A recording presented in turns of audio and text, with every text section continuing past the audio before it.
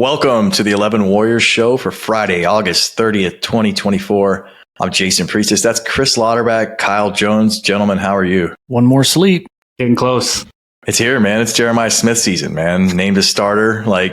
I'm just insanely irrational about what I think he'll do this season, and I can't wait to see that. Ted Carter, Ross Bjork, first games in the new roles. Get to go see what it's all about. I am absolutely stoked, man. I cannot wait for this season to get started. I can't wait to see this Ohio State team, man. So much has been written about the roster and the talent and the guys coming back and the guys they brought in. Let's see it in action, and we're one day away from that. Can't believe you shouted out Ted Carter before Chip Kelly, Will Howard, Quinshon Judkins. But we all have our own flavor. I get it. Well, I'm going to let you know a spoiler. We're not going to talk about Ted the rest of the show. We will talk about the other guys plenty. So I wanted to get Ted honor right off the bat. Slap shot, my guy at the president office. But he going to have the leather bomber on? Should be a little too warm. I don't know, man. He might have to get that in a different configuration, like a windbreaker bomber, a polo that's just screen printed all over it or something like that. Like there's some things out. Get one of those fair airbrush shirts that has all of his stuff on it. Like he does love that bomber jacket though. He does love it. Yeah, he souped it up too. It's pretty tricked out. Yeah, there's no doubt who he works for and what he did in life when he puts that thing on. Like the whole world knows. Like, oh, you're a fighter pilot and you work at Ohio State now. Okay, makes perfect sense. Is that a one of one? Do you guys think there are any other ones out there that are similar to that? I'm sure there's some. Oh, that's a custom job for sure. Yeah, absolutely. I mean, he might have he may have a backup. He may, but across the state, there's some uncles that got some gear that you probably like. Whoa, I didn't even know that was a thing. Like, how did you get that jacket? But nobody has one of those. He just may have more than one. So. He might. Until Buckeye guy gets one, that's coming. Man, who makes his all white gear? Where does that come from? That's we got some off season stuff we're gonna have to get. We're gonna have to investigate who makes Buckeye guys outfits. And that's just a lady at Joanne Fabrics, I think. You think so? Yeah. Huge show today. Ryan Day completes his depth chart. Of course, we got the Akron game. We're going to dive deep into that. An epic slate of games to get to for this weekend. And, we're going to have some chatter about Sign Stealer, the documentary with Connor Stalions, the PR effort that was that documentary. And we'll dice that in 100 ways. But, man, right off the bat, earlier this week, Ryan Day completed his depth chart. Sonny Styles is going to start at will linebacker. Day said, quote, Sonny has separated himself for sure. He will start at will linebacker for us. He's done a nice job in the transition for us from safety. Beats out CJ Hicks, a fellow five-star in that class of 2022. Just a freak, man. 6'4", 235, started 12 games at safety last year. And I think a lot of the fans wanted to see this move. And it's one of the things like, holy crap, we all screamed about that, and they're actually doing it. Kyle, what does Sonny at linebacker bring to this defense? It's just a level of athleticism you just don't normally see from that spot. I mean, I always kind of forget just how big he is. Like you listed 6'4", 235. Like that would have been an outside linebacker, defensive end for the Steelers, 20 years ago, right? And this guy was playing safety last year. And I think that just speaks to his versatility. I know Buckeye fans will not want to hear this, but every time I look at him, I just think of Isaiah Simmons, who played for Clemson on that 2019 team, right? He had that incredible interception of Fields down the sideline that, I'm sure killed so many people, but it was just a freakish athleticism and a mix of size and speed that you just don't see. And so, there have been some good athletes at that position for Ohio State. Malik Harrison's another guy that you think of a little bit there, but we've known about Sonny for how many years now, right? And the story on him has been this dude is a freak athlete with his size. And so to put him a little bit closer to the line when you've got, so many dependable safeties behind him, it's just going to make that defense more dynamic in theory. Yeah, a lot of fun. Can't wait to see it. People wanted this. People love CJ Hicks too. We've spoken recently about how fans are completely torn because those are two young guys that everyone seems to love. But they're both going to play plenty. Other roster moves, Tegra, Tshabola locked down the right guard spot. Man, Day said, quote, Tegra will start at right guard for us. He's earned the right to start in this game. He's been consistent. Now he's going to need to put it on the field. And, a coach trying to get a guy to give it his all. Hey, we've seen it in practice. Now we need to see it in games. Third-year guy making his first career start. Did play in 13 games last year as a backup. 6'6", 327 from Westchester, Ohio, the Cincinnati area. Massive upside. Chris, who's going to be our backup at right guard? And are you buying a lot of what Day's been saying this offseason about how they've developed some backup depth on the offensive line? Yeah. So it sounds like backup. I mean, I think in that same presser on Wednesday, pretty much said Hinsman will be the backup. And you mentioned Tegra playing 13 games last year, but I still think it was only like 34 snaps or something like that. So it was a lot of games. It was like like a mop up series or something. So this truly is going to be his first. He's going to have more snaps in this game possibly than he had all of last season, even with them playing a lot of guys. So it'll be interesting to see how that shakes out. But yeah, it feels like Hinsman at the 2.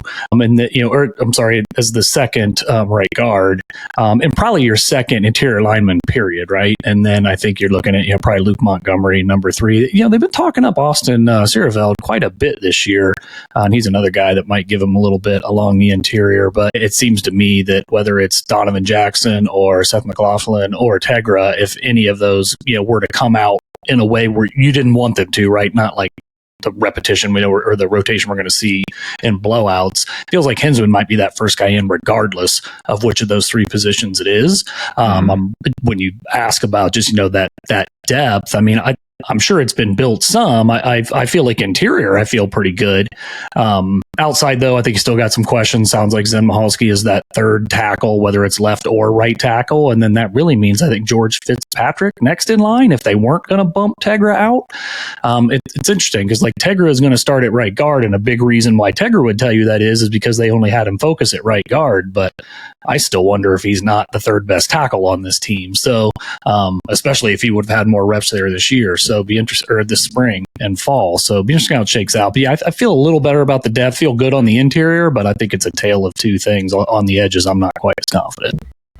Yeah, for sure. And then he's been chatting him up. We'll have to see if that actually comes to fruition. We did float a theory recently that he's nicer to the guys he doesn't coach and kind of gasses them up more, which I firmly believe is true. But, I don't know, man. We'll have to wait and see. Chip's been there. Chip's probably been working in the run game with some guys. And I'm optimistic on line depth. And they're going to need it, man. It's a long season. They're going to have multiple games more than they probably played in the past. Devin Brown named second string at quarterback. They made that official. I think Day had him kind of as a front runner when they named Howard as the starter. But I think he wanted to give Julian Sayin, the freshman, some time to kind of maybe make a move for that backup job. And they did go to Devin. And that's kind of important because certainly Saturday and certainly in a lot of these early games, the backup's going to play some snaps. I mean, I don't expect Will Howard, depending on how things go, I wouldn't, he's definitely not going to play the fourth quarter and may not play much of the third quarter, depending on how things go. How important, guys, is it to get the backup?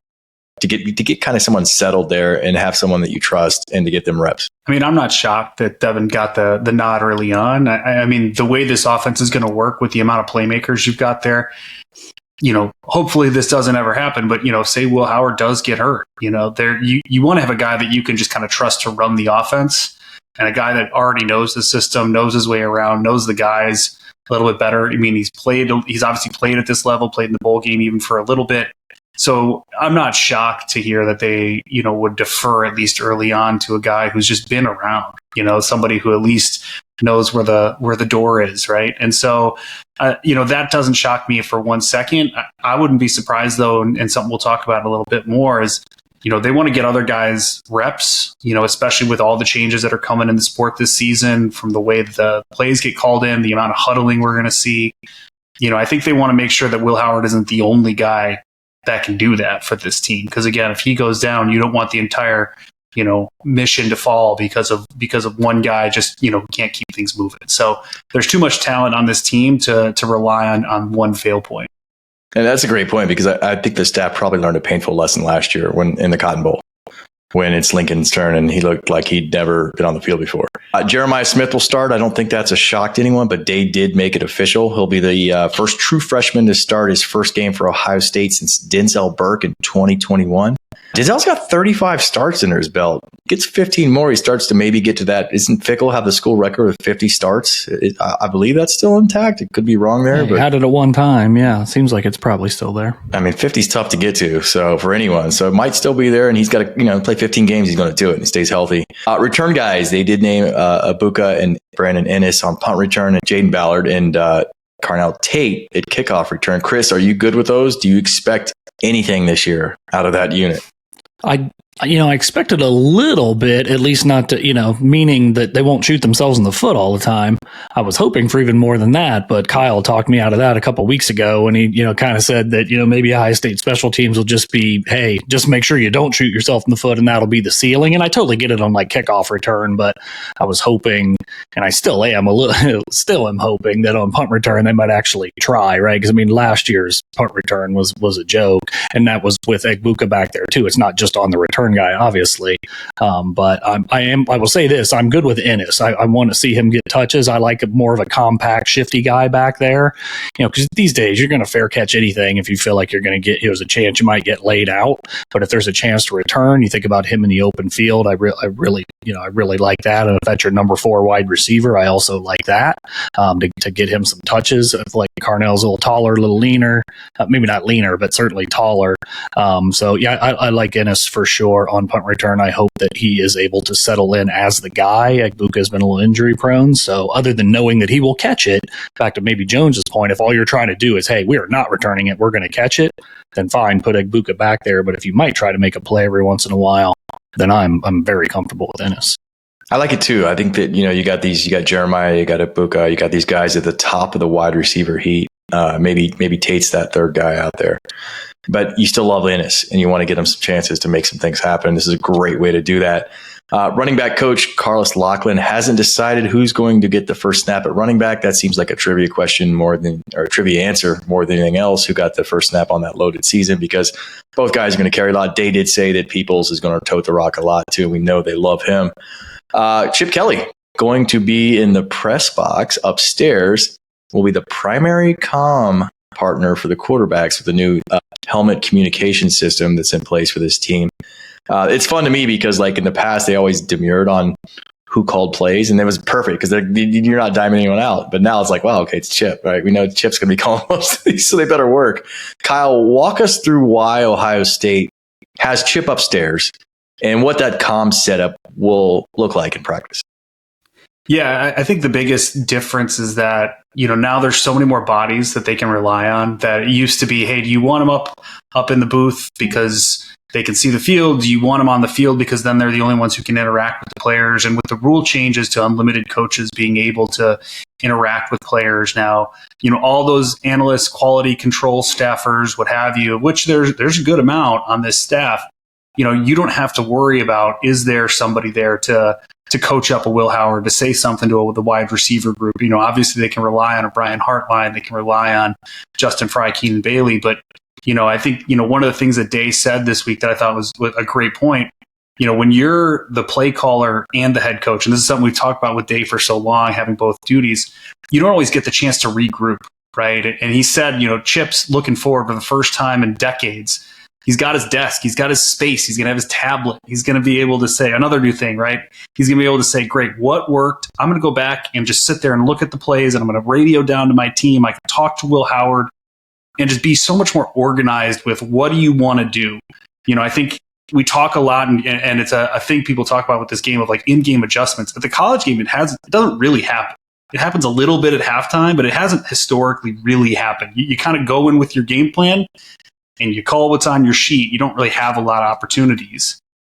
That's going to change this year. And so I think there's a big difference in the way that Chip can operate. And I think we're hopefully going to see a lot more creativity and a lot more, correction of mistakes as games go on, because he's going to have the opportunity to kind of sit back, have his space, work with his team, and communicate back down to the coaches, including up to 15 seconds on the play clock. Will Howard talked about how great it was to have Chip in his ear in practice. It's not just the play call. It's, hey, look for the safety. The way that they do this on third downs, he's going to creep up, or the corner might play this technique, or make sure you tell the running back to chip when he goes out on that route, look for this blitz. There's extra coaching, that's going to be so much more helpful to have Chip, talking to Will Howard and getting him so much more comfortable in this system, especially early on. And I think, even as we think about who's going to play how many snaps early in these games, that typically, you want these guys out early on, they've got to get reps in this system and get comfortable calling those plays and hearing those, those cadences coming in, because nobody's ever done it before really at this level. Yeah. Telling us that means there's going to be a delay of game on the first snap. So we've seen that a few times. It better not be. You know what? It's going to be interesting to track that because I feel like it should cut down delay games. Totally. Yeah, because it's going to be faster than signaling. There's going to be less confusion. I hope. There's probably still going to be some I didn't catch that. Can you repeat that? Oh, crap. There's the 15-second buzzer. Let me wing this. But yeah, good stuff. They also announced that quality control coach Rob Keys will be the point man, kind of overseeing the special teams operation. Parker Fleming, again, let go in the offseason and got a quality control guy running it.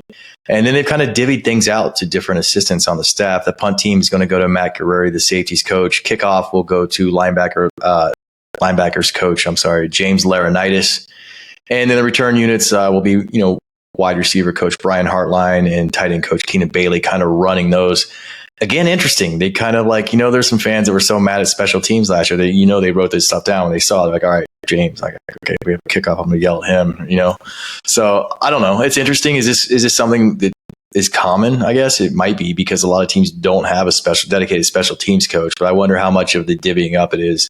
How common that is at other schools. Well, I think the biggest thing for these guys is Rob Keys was a special teams coordinator. He was a head coach at Findlay. He had a whole career there and then moved down to Columbus. So this is not just some random guy off the street that, or a GA that got elevated. This is a guy with years of experience. And I think the change in the rules, and again, with the different instruction, he can be involved. It's interesting. They've kind of had these different point men, Guerreri, Laurinaitis, Hartline, Keenan, what have you. But before, what would have happened is Rob Keys would have said those things to those guys in the meeting and then wouldn't have been able to do anything else from there on out. It would have been, hey, have this guy do that in this situation, sub this guy out for that guy, whatever.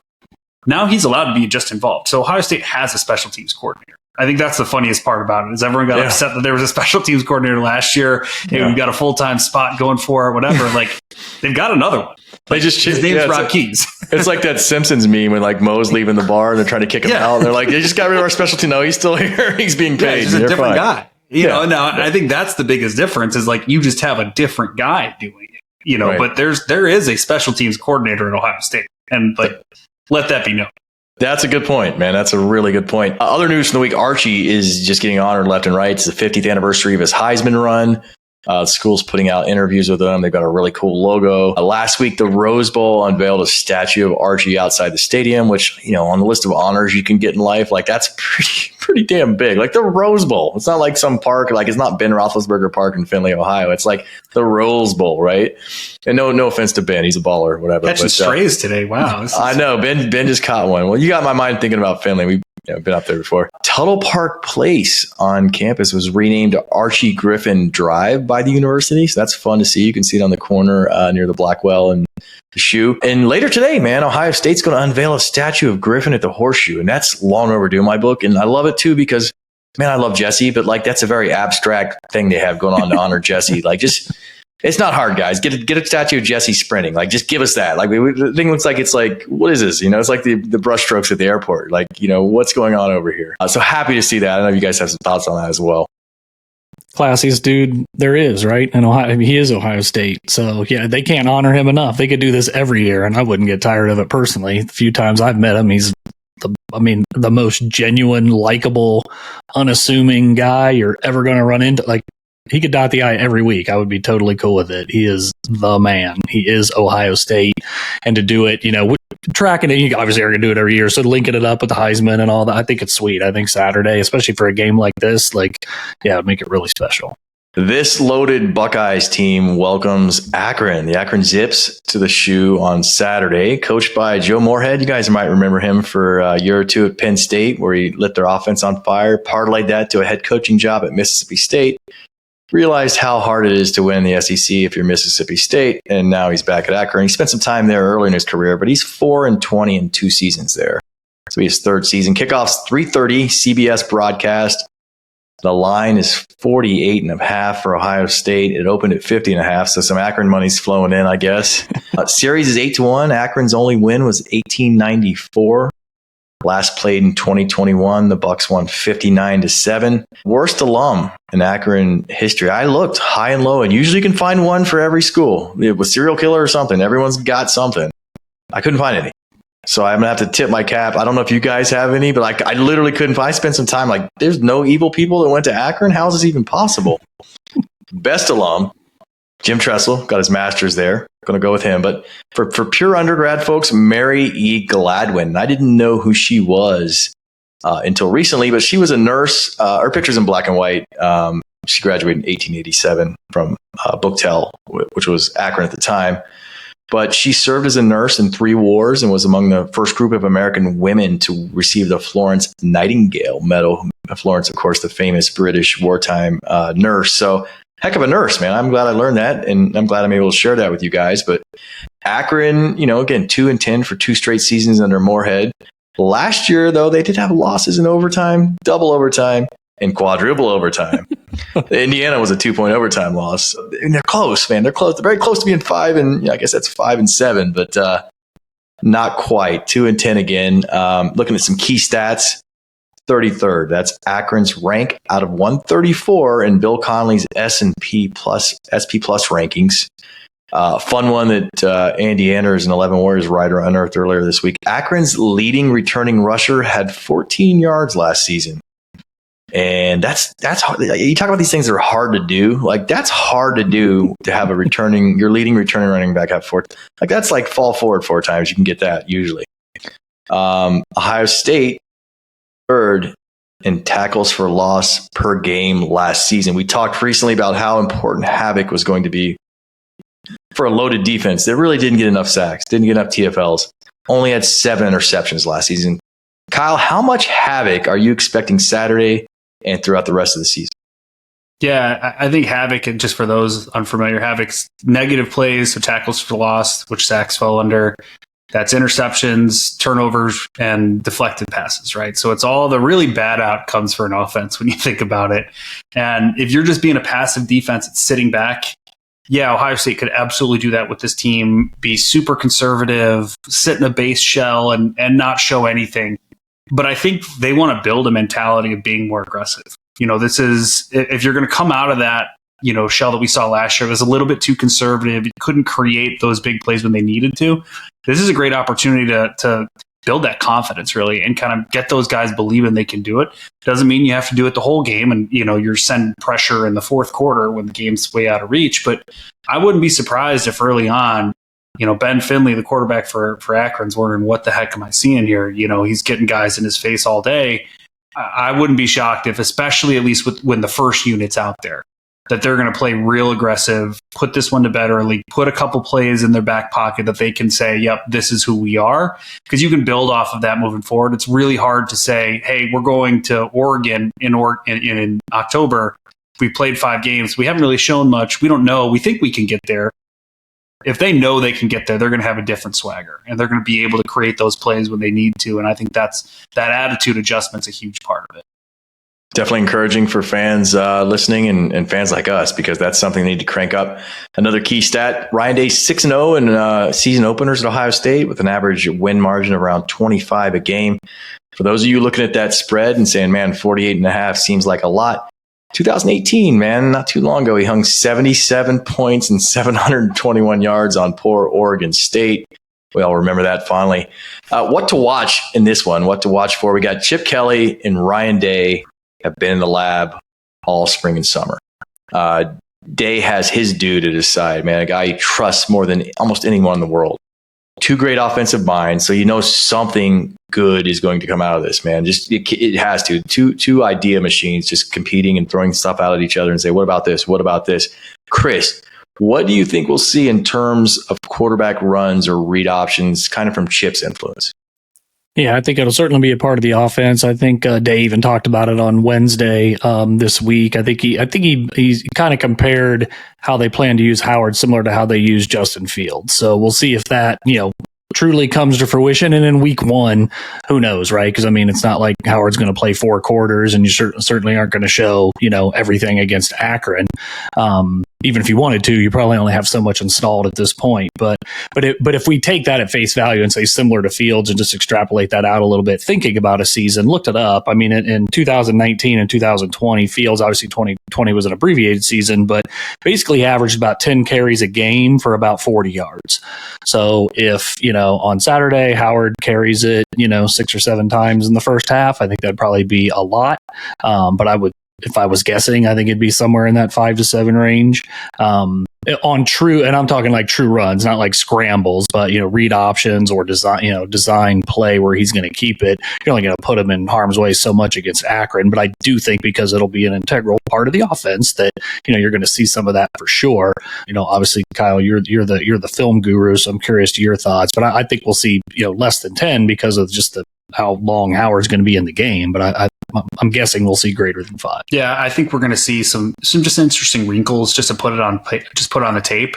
I think there was a thread going around with Scheme Twitter, last week about all the different interesting things that the K-State offense did when Will Howard was there. The last couple of years, just all the different fun run game wrinkles, especially that involve the quarterback. And Will Howard has mentioned, they're bringing some of those and they're incorporating them. That's one of the nice things about getting such an experienced guy who's in his 5th year of college football. He's able to speak that language with the coaches and say, hey, well, this is something we did at K-State. Why don't we incorporate it here? And I think if you're an opposing defense, that's the last thing you want to hear, because if you start seeing on tape, hey, they're running this and they're pulling the guard where, and they're bringing a tight end from whatnot, and they're optioning to who, then you're just thinking, well, what are we supposed to practice against? Because, they've got a never ending bag of tricks when you think about a quarterback that can move and a creative play caller like Chip, who now doesn't have to deal with all the other stuff that he used to have to deal with. Now he can just focus up on finding these little wrinkles. I think, again, much like the comment on the defense, like they need to show it. I think if you start putting that on tape, it also changes the narrative wholeheartedly. Like there's not going to be any more like Lou Holtz nonsense, right? This team can't run the ball. I think they want to get that out of the way right now and say, hey, if we've got the ball in the red zone, you are terrified if you're a defensive team. You don't want to be thinking anymore like, hey, they're predictable. We know what they can do. We can push them around. You want them on their heels all season long. And I think that starts on Saturday. Can't wait. Something else we're going to watch for, the best that money can buy. Lots been made of Ohio State's $20 million team, man. And that's the number floated in the media. I'm not saying that's accurate or not, but that's out there. Caleb Downs, Quinshon Judkins, Will Howard, Seth McLaughlin. Impact guys taking their first Ohio State snap Saturday.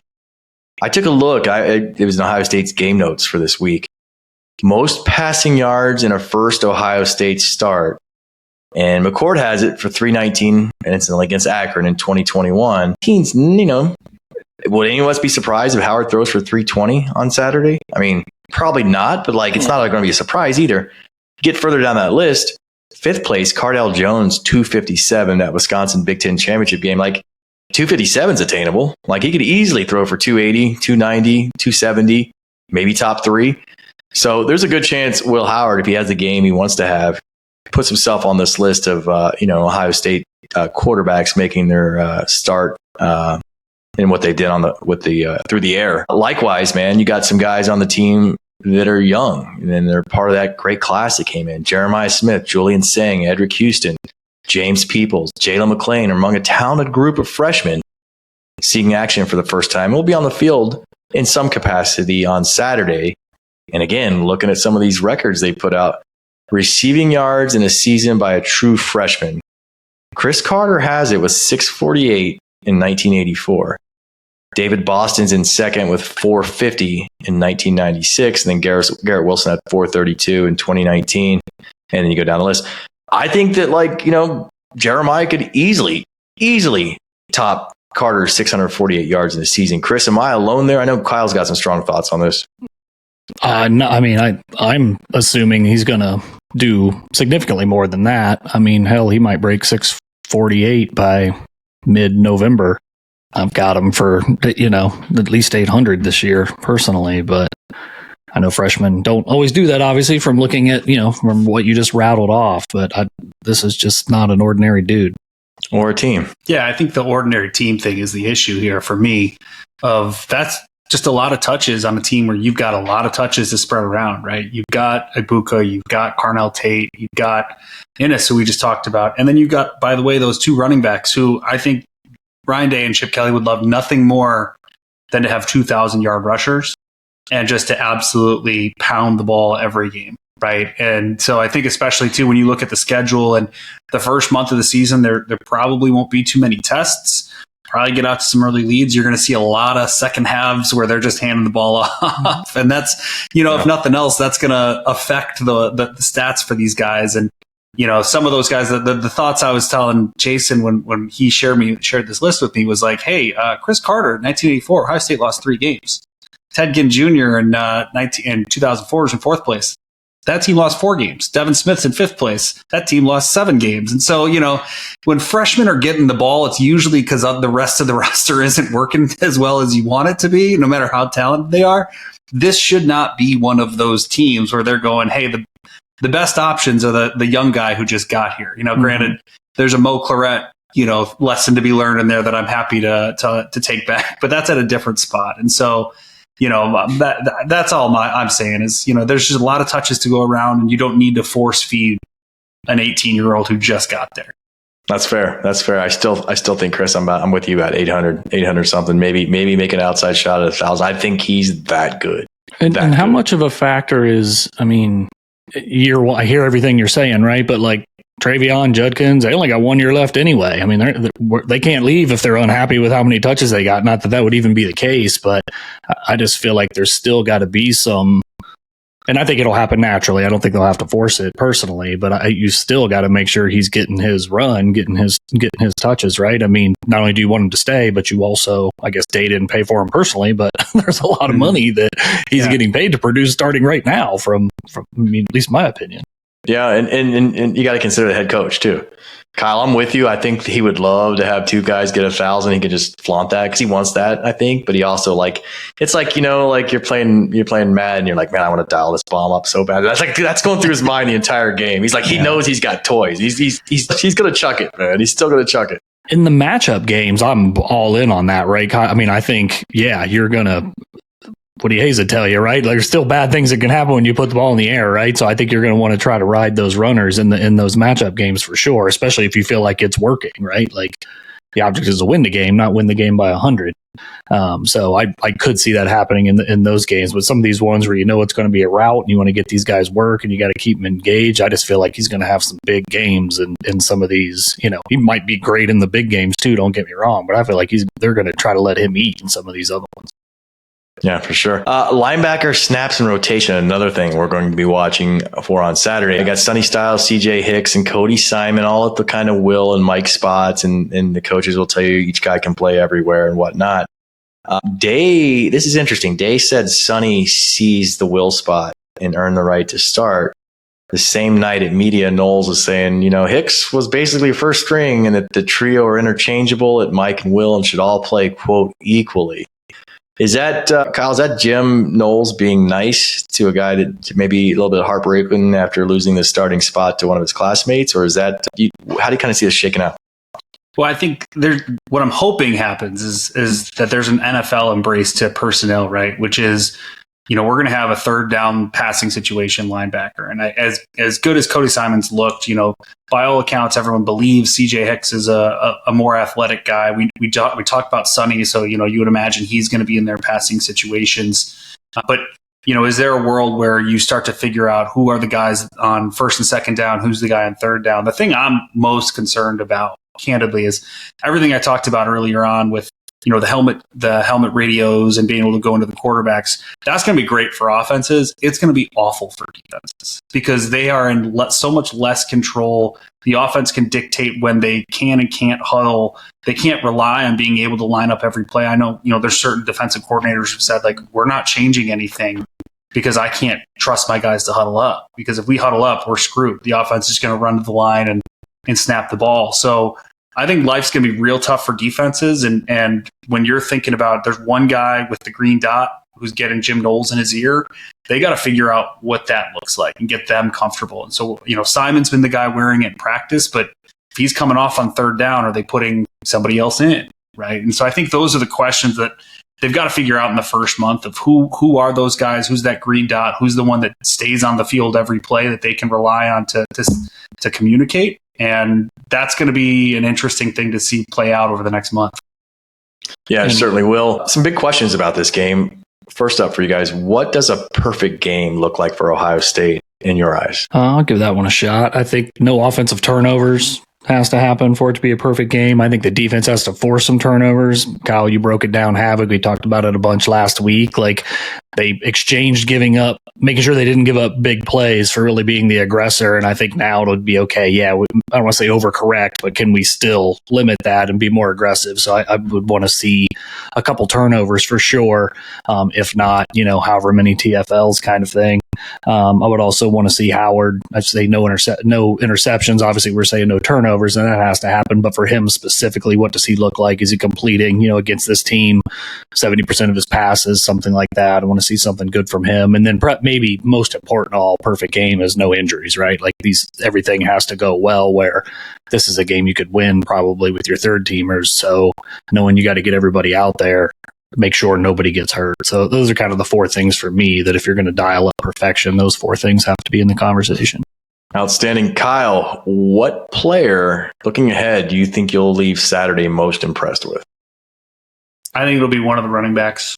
I think we're just going to look down and say, wow, it's been a while since we've seen an Ohio State running back look like this, and just kind of dominated a game. You felt like they could move the ball and just, reset the chains anytime they touched it. And whether that's Henderson, whether that's Judkins, whether it's both, I don't know. But I really do expect, with the wrinkles in the run game, the threat of the quarterback, the ability to keep them fresh and rotating in with different strengths, I think there's a good chance that everyone looks at this game, in the box score and goes, holy cow, how many yards did they rush for? This is still a Ryan Day team. And that's the storyline that I expect to come out of it. And, people saying, wow, Quinshot Judkins worth every dollar, those types of conversations.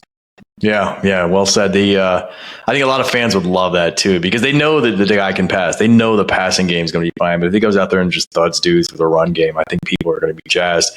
Rapid fire for a few more.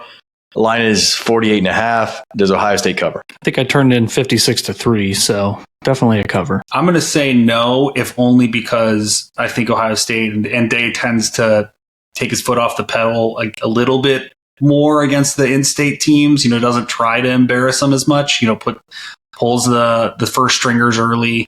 I can see a world where they look incredibly impressive in the first half, come out, score the first possession of the third quarter, and then absolutely shut it down. And, that's a 45-0 or something like that. And all the gamblers are sitting there hoping for a backdoor cover somehow. Yeah, I said 50. I think I said 58-0 is my score. I turned it into the 11 Warriors team. Does Akron score a touchdown? Chris, it sounds like you and Kyle are both saying no, because Kyle kind of threw out a 45-0, and I don't think Chris, you got a field goal, I think, in yours, right? Yep, no touchdowns. So universal agreement, no touchdowns for Akron. How many plays over 10 yards do the Zips get? Oh, I think we'll get a few in the second half. I think you'll see some chaos. You'll see some freshman linebacker out there. They didn't line up right. You're going to see some busted coverages, especially when you get the young guys out there. And that's where I can see you're like, wait, Akron just put together a 9-play, 70-yard drive. What just happened? And so I can see that being part of the second half story. I think the better question is how many plays over 10 yards against the first string defense. Yeah, or in the first half, same thing. Yeah. So what's that number? Where are you guys at with that? Like 3, 4. 3? Yeah, I figured about 2 or so. Last year, Ohio State gave up 120 plays of 10 plus yards, which was second in the country with total plays. It worked out to be 9.2 a game. So you're playing a lesser team, but yeah, you're going to have a bunch of third teamers in late kind of thing. For the game, I don't know. I'll say 5 or so. I still don't think they'll get many. All right. How many times does Jeremiah Smith find the end zone Saturday? Kyle's going to say 0. He's like down on Jeremiah. He is. He thinks this is like they think it's like a Jamal Lewis Ravens team or something. Like they're not. Because of that, I'm saying 2. He's going to have a long one and a red zone one. So I'm going 2. 2 for you. I'm in for 1. Kyle, you in for 0? I'm in for 1 too. I mean, I think he'll get the ball, but like you guys are acting like he's just going to replace Marvin in the offense, where it's going to be option 1A, 1B, and 1C. Like he's sick. I said 800 yards. That's not replacing Marvin. Easy now. I'm 8 to 1,000. I love the guy. And anyone wants to cut this video up, Kyle Jones is a Jeremiah Smith hater. I think we've confirmed that. So we'll play this back every time he has a highlight touchdown. Last one, rapid fire, most important question of the show. Who wins in a mascot fight, man? Brutus? You got the Zip. And I guess Andy Anders told us that a zip is a female kangaroo. Is that where we're at with that? Yeah, because it says it has a zipper for a pouch, and only female kangaroos have a pouch. So they don't get pockets to dudes? Dude kangaroos don't have pockets? Guess not. Maybe they have pockets, but they don't have pouches. Have you guys seen that video of the guy in Australia squaring up with a kangaroo?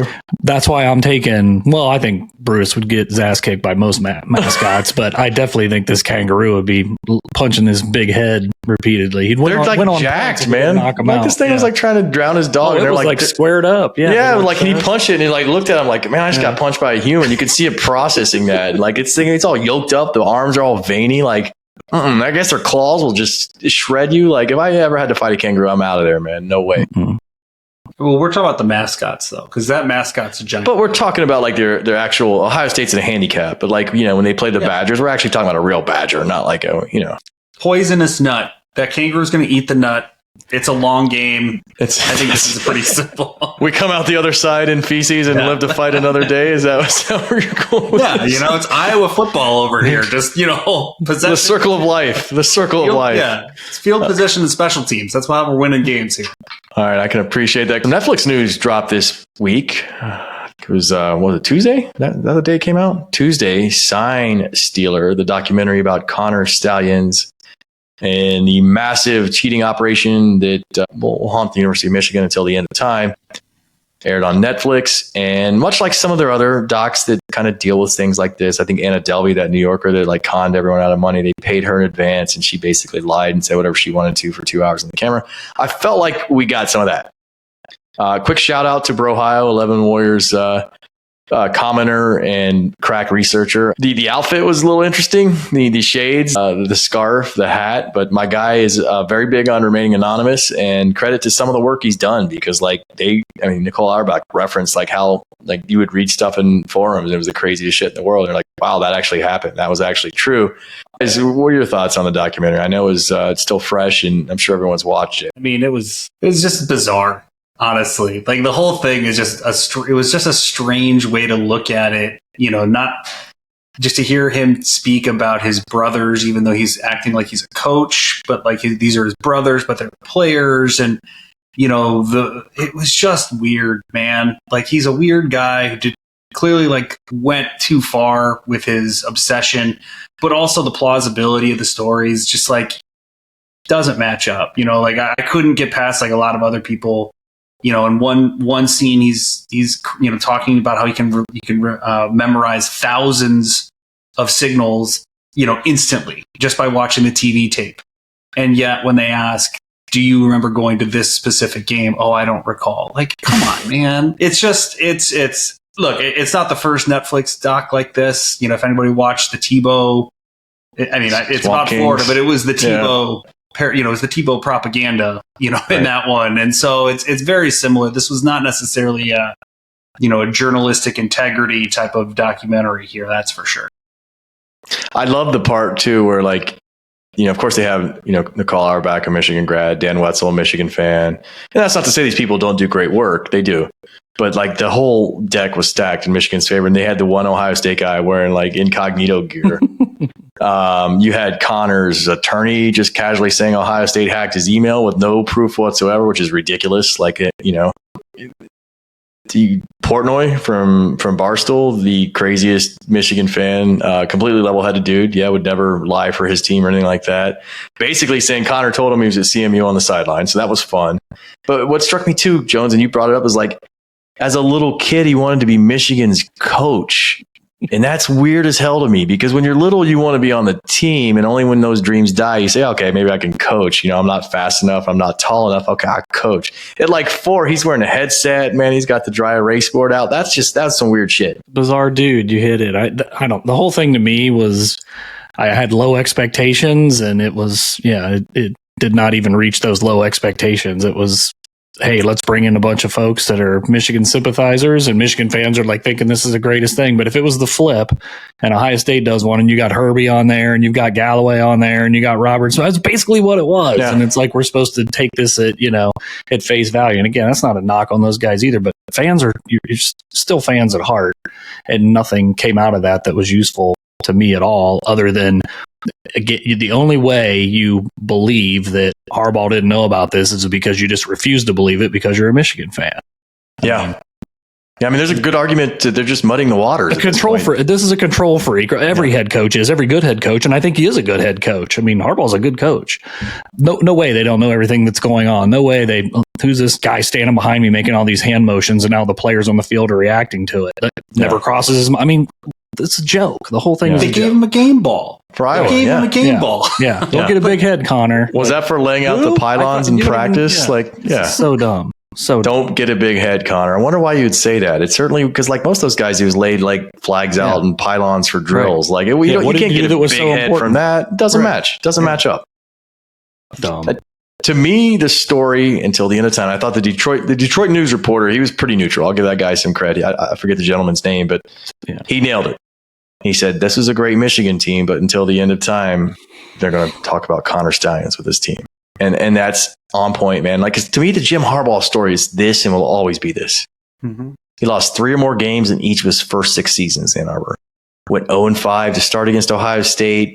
2019 and 2020, his teams were awful, combined 11-8. I mean, that's 500 ball. Up to OSU when he was 2-4 during that 2020 COVID season. Michigan cut his pay. He was going to get fired. They reworked his contract. He said, oh, crap. Turns to cheating, allegedly, on multiple fronts to save his job. Recruiting dead period during COVID, it's just a cheeseburger. That's some good spin. I mean, what kind of makes me mad is like they're mudding the waters, and the parallels to political spin that you see in instances like this are just uncanny, man. It just sounds like someone, a Democrat or Republican, would say with one of their guys that are in trouble. They let me blame the guy that turned out Ryan Day's. It's not that we cheated, it's that we were turned in by someone that had a motive. Like, who cares? You cheated. So he turned to cheating on these 2 fronts, recruiting and Stalions, and they're paying for both of them. And then he popped out of there before the NCAA could drop the hammer on him, because they were going to drop the hammer on Jim Harbaugh for 2 things. And let there be no doubt about that. So I don't know, man. Entertaining. We got to see, that's the first time I think any of us have probably ever seen a real NCAA interview. I don't think that's been on video anywhere before. You guys know what I'm talking about? For yourself. I watch those all the time. You sitting on them? Are you on the Zooms? But you know what? If I do ever get interviewed by the NCAA, I'm having a lawyer next to me because I could see what those guys do. He's like, he's done answering questions. I'm like, you could do that? All right, man. Let me get one of those guys if you ever get in trouble. Since when does the NCAA have subpoena power? Like, what are you worried about? Like, that was the funniest thing, is they acted like this was, a deposition. Like, it's the NCAA. Like, they can't do anything to you anyway. So, like, he can go lie through his teeth. It doesn't matter. We're going to throw him in jail. That's why the NCAA is like, we're not going to show you this stuff or where we got it from, because, like, we don't have to. This also isn't a court of law, like any of that stuff. So, I don't know, man. I'm just ready for this to be over and, like, in the past. That's the biggest thing, is, like, it's such a distraction. And if I were a Michigan fan, honestly, the thing I'd be frustrated about is that, like, yes, this is going to haunt that team forever. But, like, to the point, Harbaugh was a good head coach. Like, he did a lot of smart things. Like, he did raid his brother's staff, which had been a very successful operation at the next level for a very long time, right? Like, getting guys like that to come in and kind of rejigger the way he did. He played defense. He thought about the portal in ways that, other teams weren't getting really old, especially on the offensive line, stocking up on the lines there. Like, he did some smart things, but this is going to turn out to be, and this is either going to be the most effective, conspiracy of all time, the sign stealing, because it completely changed the program, or it's going to be completely meaningless and they never had to do it. And yet you've now given yourself this asterisk and this thing that's going to carry and be a weight around your program for years, for no reason, really, because there's a very good chance that it didn't actually affect the outcome. Like, once they were off the sidelines, once Stallion wasn't there, it wasn't like they started losing. So I'm just ready for this to be done. Penalize them as much as you can, and they deserve it. But let's just play football again. Let's just talk about the future. I'm excited. I'm in no hurry. I'm with you on most of it, but I'm in no hurry. This can drag out for a while. Yeah. I'm with you there. 2 more years of this, like, bring it up every chance we get. Some big games this weekend, man. Let's get back to some college football, as Jones wants us to do, which I agree with. We have a 12-team playoff, so there's a lot of these games now make a lot more fun sense than they might have when there was a 4-team, because you can lose some of these early games and still be back in it later. And we've got some good ones this weekend. Noon on ABC, number 14 Clemson against number 1 Georgia. That's going to be in Atlanta. Georgia's 13.5-point favorites. It's rare. I know Clemson struggled recently, but it's still rare to see a Clemson team be double-digit dogs to anyone. So I'll tune into that. I can't say I'm a big fan of either team, but if I have to pick one, I'd rather Georgia just destroy Clemson and get them out of the way and knock them out of the picture. So Dabo's beat can chew them up a little bit more. Also on noon on Fox, number 8, Penn State, 8-point favorites at West Virginia. So nice to see those teams playing again. Penn, Pitt, and Penn State, Pitt, and West Virginia should play every year. I mean, they hate each other. They're close. They've got like some cultural affinity with each other. It's too perfect not to play often. 7:30 p.m. on NBC. Primetime. Number 7, Notre Dame. At number 20, Texas A&M. The Aggies, 3-point favorites in that one. That'll be fun to watch. And with it being Labor Day weekend, we're getting Sunday college football as well. 7:30 on ABC on Sunday. Number 23, USC at number 13, LSU. LSU's a 4-point favorite. Anything from those games you guys are eager to see, or a game I might have forgot? Keep an eye on Penn State for sure. I feel like a lot of folks are talking about West Virginia possibly being able to pull an upset there. I know West Virginia's a tough place to play. I know I'm not sold on Drew Aller at this point. I'm not sure who he's throwing to. I know they got a pretty good backfield. So I'll be keeping an eye on that one for sure because big game James, this seems like one he could potentially stub his toe. I feel like Penn State will win. I wouldn't be taking those 8 points, or laying the 8 points, but that's probably the one I'm most interested in just because I think it has the most direct correlation, knowing it's a Ohio State common opponent. For me, I think that Sunday night game, USC at LSU, it's just it's going to be awesome to see the Trojans in that stadium. Like that. I think that'll be just a fun from a college football fan. But also, like, is there an outcome of that game that would surprise you? If I told you either way, like either one of those teams blew the other one out. No. Like there's such a chaos factor in every direction with that game that I watch now. It's going to be like 17-6 and just be a terrible game, But I think there's a lot of opportunity. There's a lot of talent on the field, but also a lot of misfit toys a little bit that I think we're all waiting to see. Can USC ever play defense? Alex Grinch is no longer there, our good friend, and LSU's got to replace a ton of talent. How are they going to do that? Are we going to get to see Brian Kelly get mad? Because what's not fun about that? So, there's just so much opportunity for just good viewing in that game, I feel like. I love that. And Chris, if you're out of town, I was going to say if West Virginia springs the upset, we should drive to Morgantown because I bet that town will be fun that night. Couches on fire, free moonshine, you name it. That town will party. So I will tune in for that. Big Ten got around to setting their championship game tiebreakers, release those. And the front stuff makes sense. Head-to-head, record versus common conference opponents, record versus common opponents in and outside of conference. You get down to like the fifth thing, though.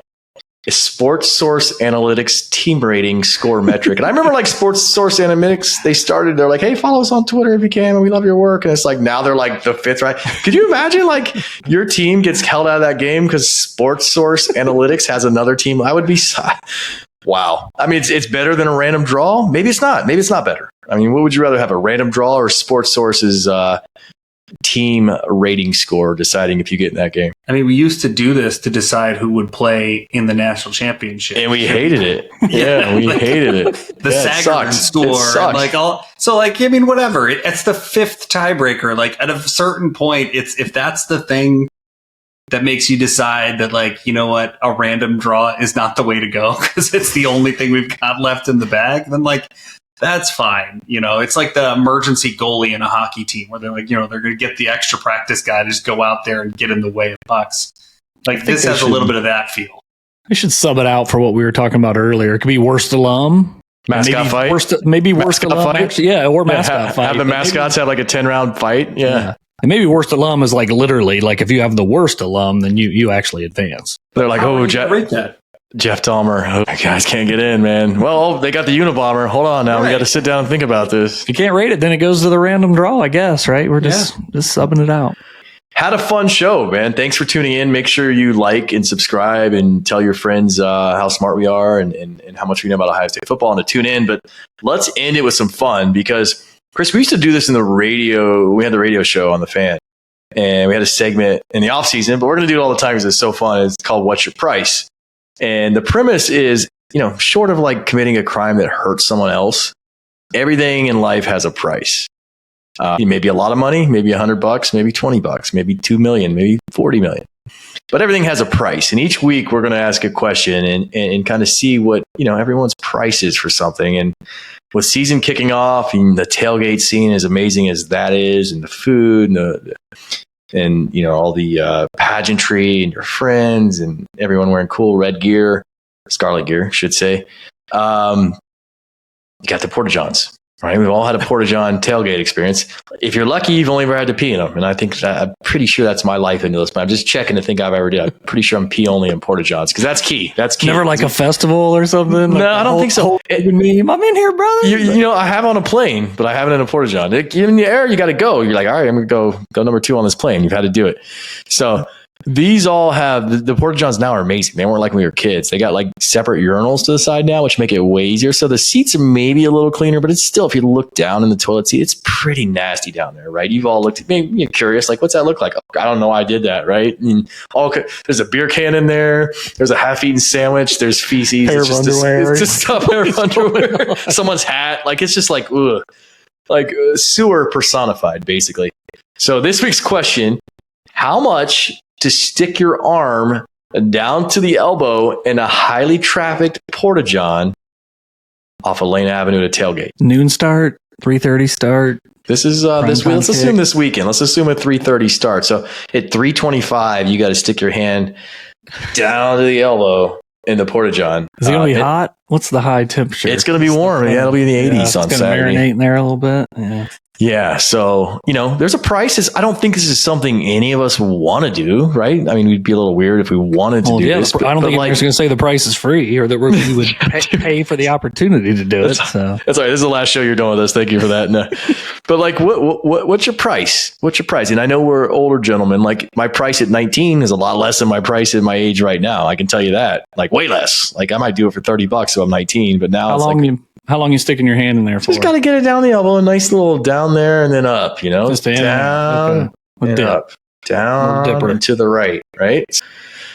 What's your price? Somehow Zapruder film just made an appearance in this. Did you see that nod? That was really... I did do a mashup between a Porta-John and a Zapruder film. This is really... so my issue here, okay, this is what's going to drive the price up for me. If it's a highly trafficked Porta-John, not only are you getting whatever has been added to it, but your arm's going to be bluish purple for the rest of the day because they've got all those chemicals in there. So now you're going to have to walk around up to the elbow with, what looks like, God only knows what, which means it's not just a like, okay, I did it and no one needs to know about it as soon as I wash off. Like you're spending the rest of game day with a purple arm and everyone you see is going to be like, what happened to you? What? I'm a Smurf. Leave me alone. Yeah. So you have to then account for that because there's no good story. It's not like, oh, yeah, I fell into the river, and my arms, like there's only so many things that can make your arm look like that. So I'm accounting that into my price. So I'm looking like this is probably like, you don't pay taxes on this either, Jones. Yeah, I don't know if we said that. I'm saying like at least $5,000. Like at least $5,000, bougie ass. Yeah. Jeez, dude. I don't want to do like this. I would do it for a K. I'm telling you right now, 1K. I'm sticking my arm in there. It's $1,000. You're in and out. But then you got to spend the rest of the day. I'm not convinced. I think I can wash that stuff off. I'm not convinced. I have the blue stain. Yeah, I think if I get some water quick enough, I can get that off. Hey, you know what, Jason? There's only one way to find out. No, are you going to do it?